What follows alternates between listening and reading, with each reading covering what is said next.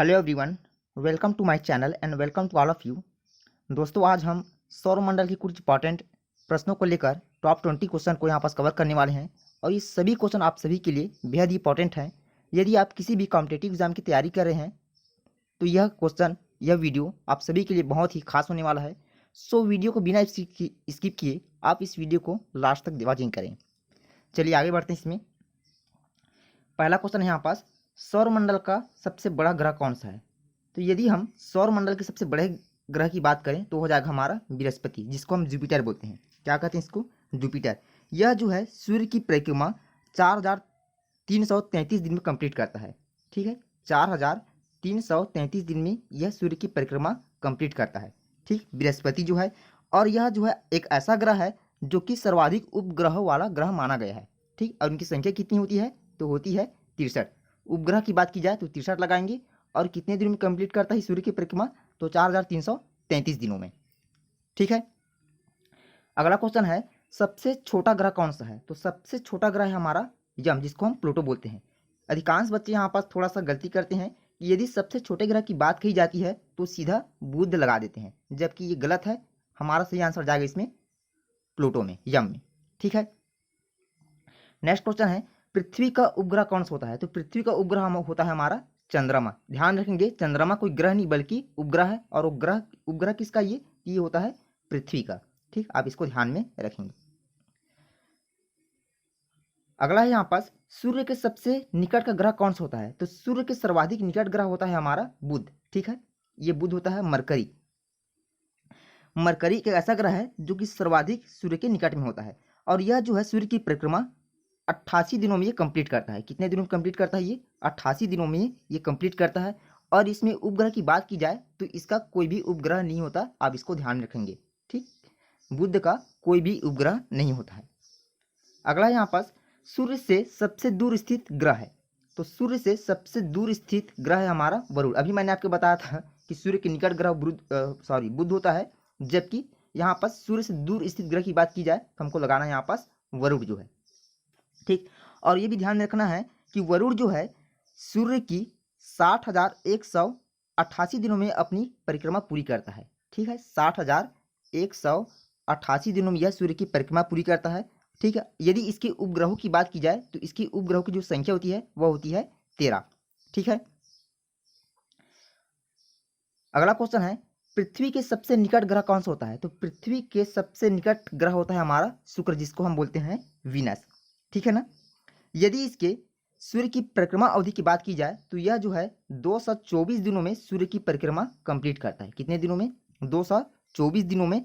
और इसकी उपग्रहों की बात यदि की जाए तो इसमें उपग्रह नहीं होता है, इनकी संख्या होती है 0। ठीक, इसमें एक भी उपग्रह नहीं पाया जाता, इसमें शुक्र में।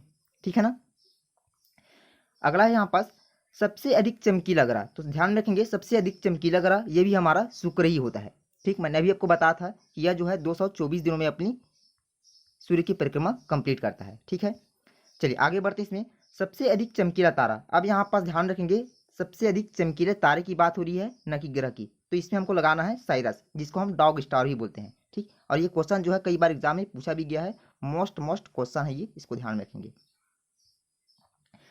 अगला यहाँ पर, सबसे अधिक उपग्रहों वाला ग्रह कौन सा होता है? तो ध्यान रखेंगे, सबसे अधिक उपग्रहों वाला हमारा ग्रह होता है बृहस्पति, जिसको हम जुपिटर बोलते हैं। यदि इसके उपग्रहों की बात की जाए कितना होता है? 63 होती है। कितनी होती है? 63। और यह जो है 4333 दिनों में सूर्य की परिक्रमा कंप्लीट करता है।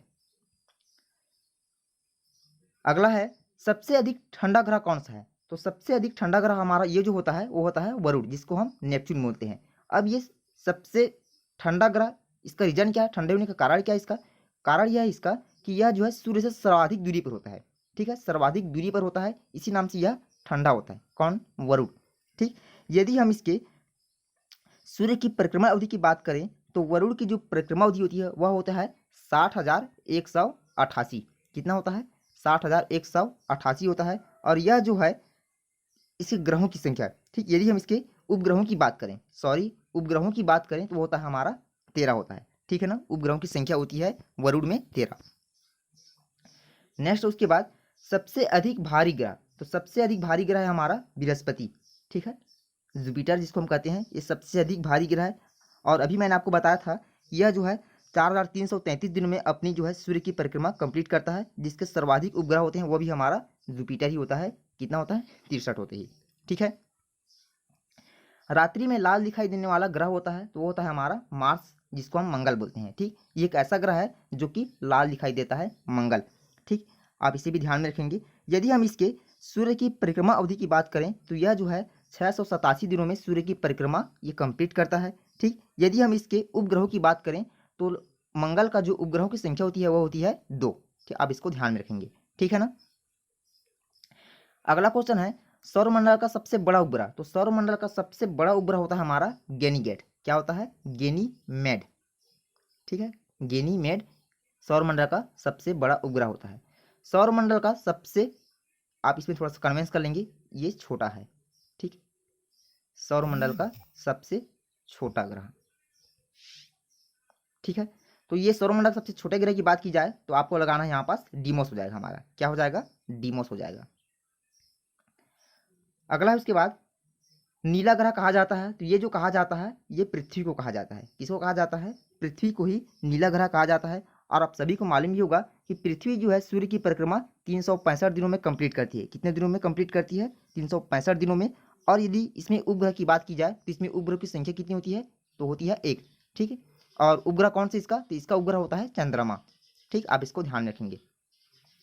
अगला यहाँ पास भोर का तारा कहा जाता है तो कहा जाता है हमारे शुक्र को कहा जाता है, जिसको हम वीनस बोलते हैं ना। ठीक है, और इसके सूर्य की जो परिक्रमा अवधि कितने दिनों कंप्लीट करता है? ये तो करता है ये 224 दिनों में करती है। इसमें ग्रह उपग्रह इसमें नहीं पाया जाता है।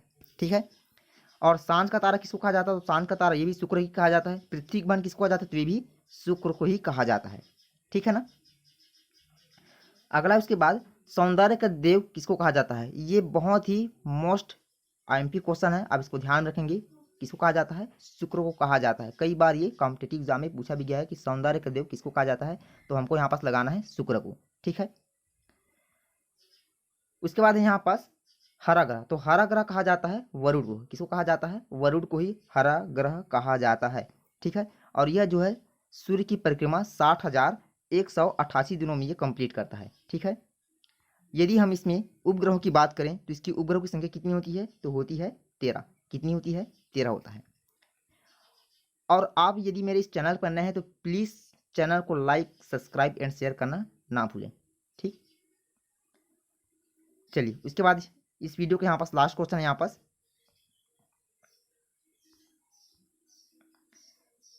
विशाल लंबे धब्बे वाला ग्रह कौन सा होता है? तो ये होता है हमारा बृहस्पति।